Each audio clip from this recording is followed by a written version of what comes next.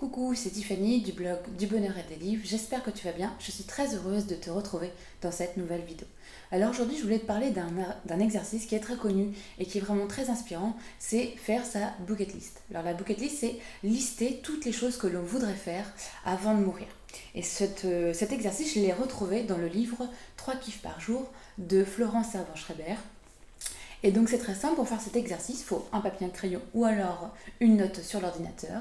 Et on va lister toutes les choses qu'on aimerait faire avant de mourir. Donc ça peut être vraiment tout et n'importe quoi. Ça peut être par exemple d'aller déguster une crêpe au chocolat au Mont-Saint-Michel. Ça peut être par exemple de venir en aide à un orphelinat pour les enfants. Je sais pas, devenir bénévole à SPA.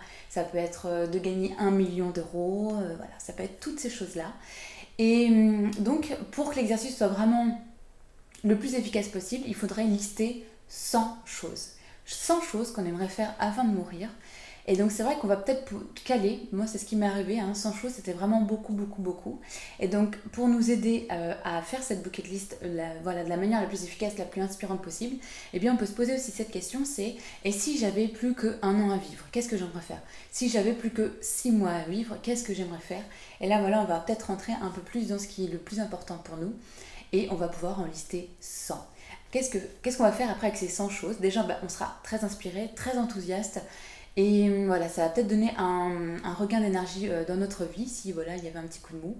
Et puis moi, ce que je te conseille de faire, c'est d'en choisir une chose parmi ces 100, une seule. Et voilà, de réfléchir à un plan d'action pour pouvoir la mener à bien et accomplir cette chose. Parce que cette bucket list n'est pas faite que pour rester dans notre carnet ou dans notre ordinateur.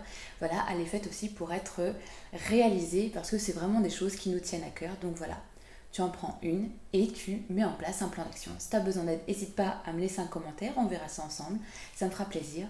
Et voilà, donc je te remercie de tout cœur d'avoir regardé cette vidéo. J'espère qu'elle t'inspirera à faire de ta vie une vie plus belle et plus sereine. Et je te dis à demain dans la prochaine. Salut!